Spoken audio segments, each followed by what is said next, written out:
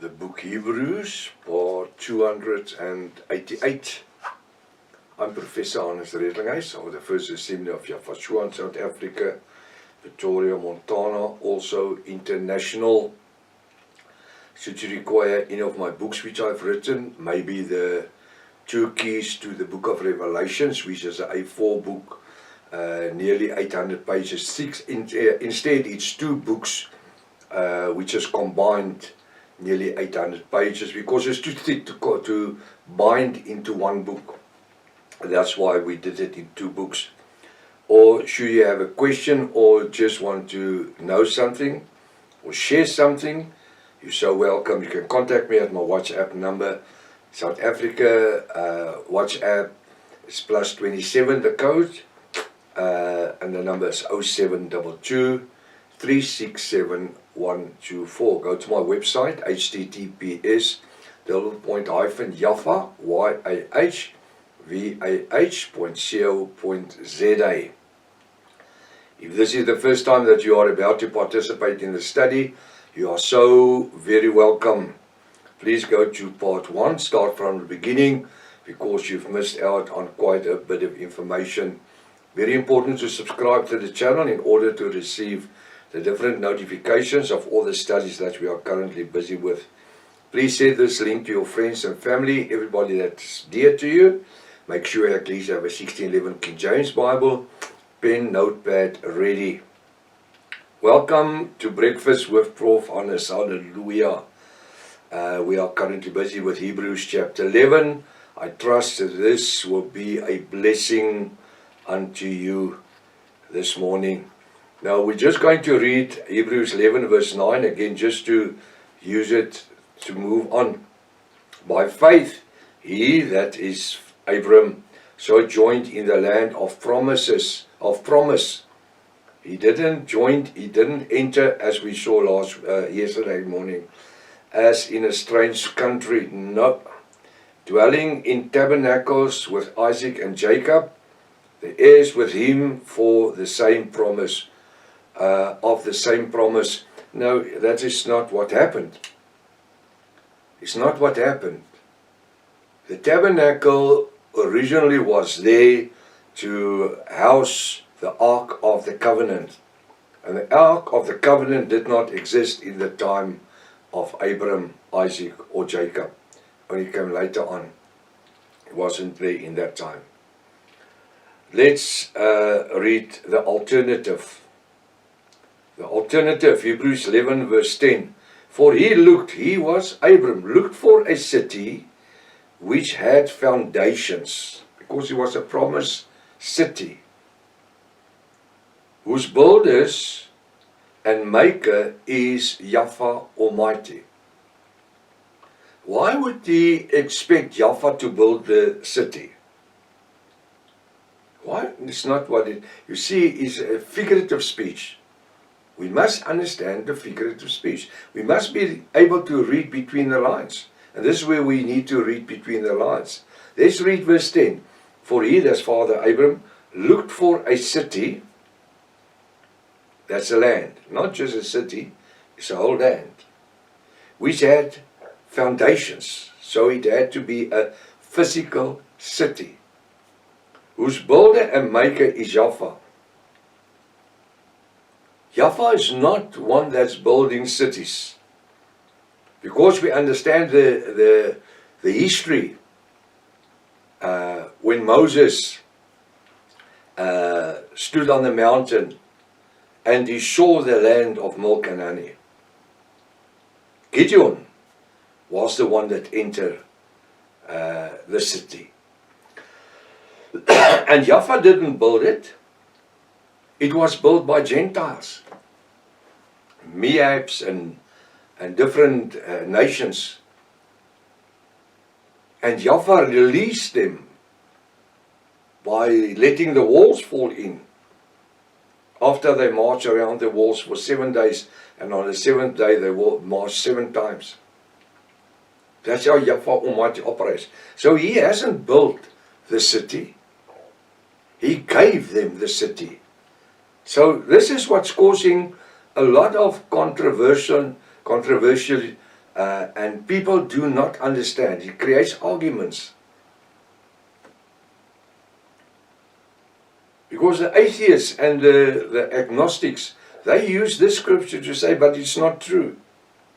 But because we can read between the lines, we understand it was the promise that Yahweh.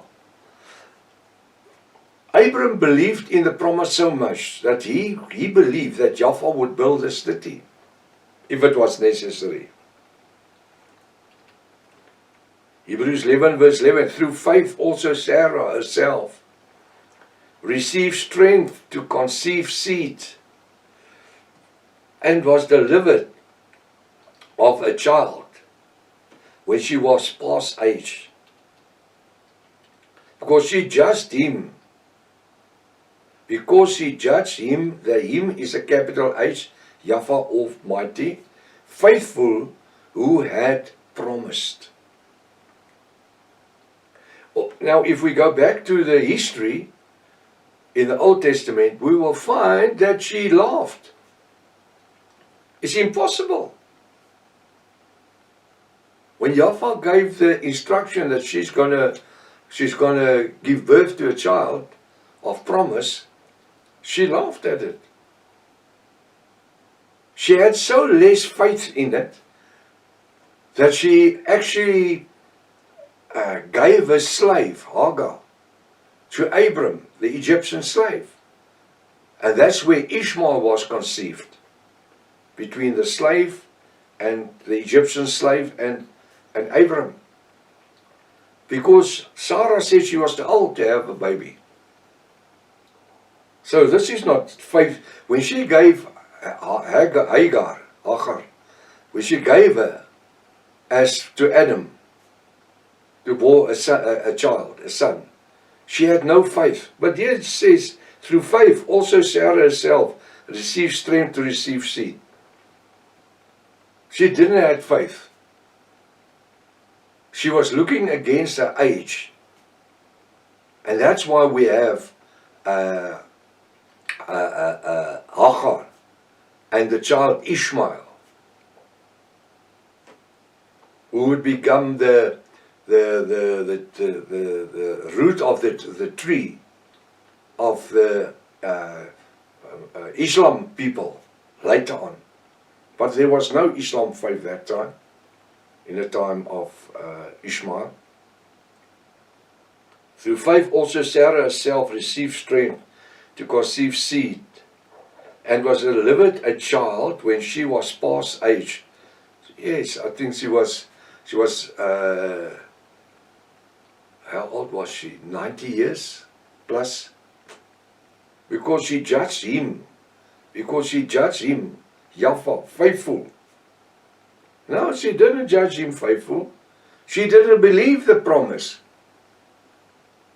She didn't believe the promise. Who had promised?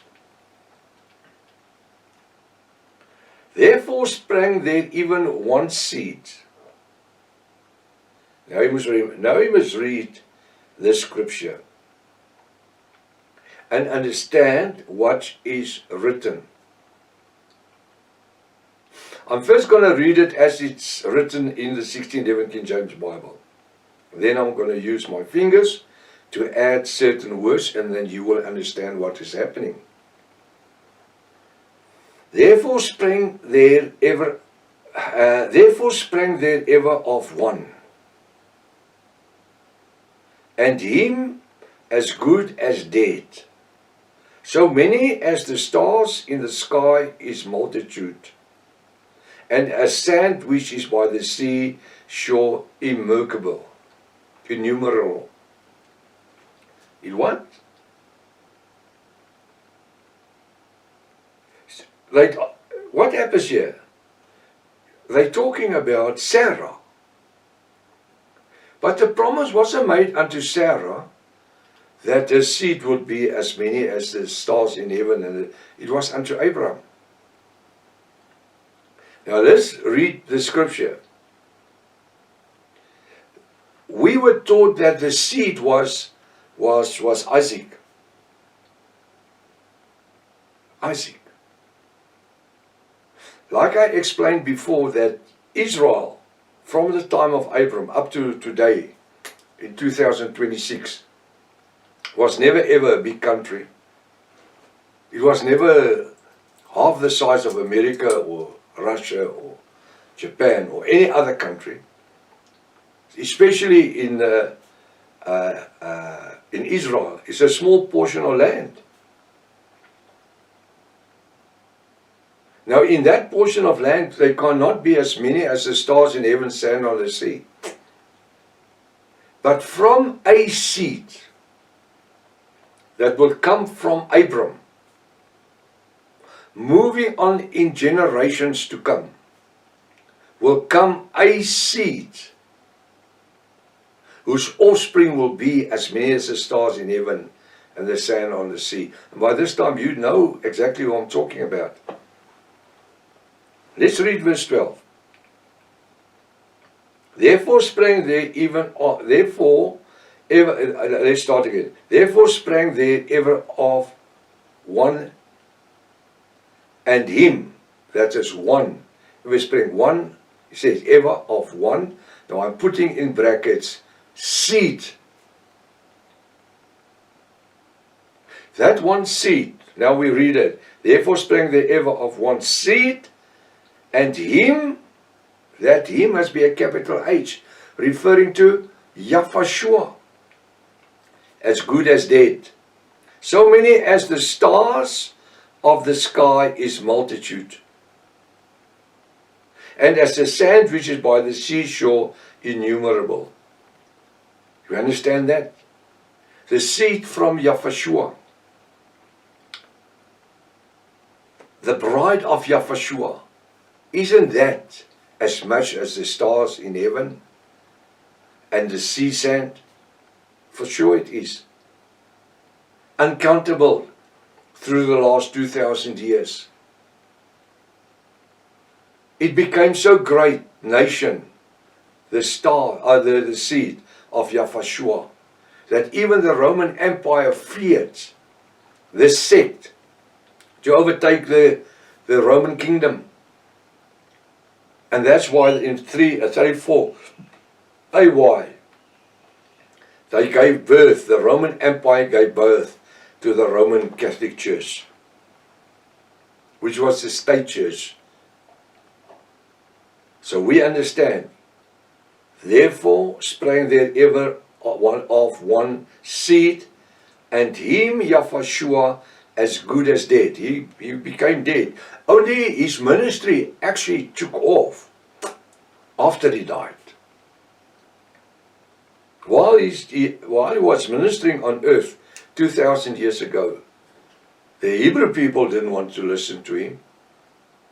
The third year, the end of the second year, beginning third year, till he was crucified, the Gentiles started to listen to him.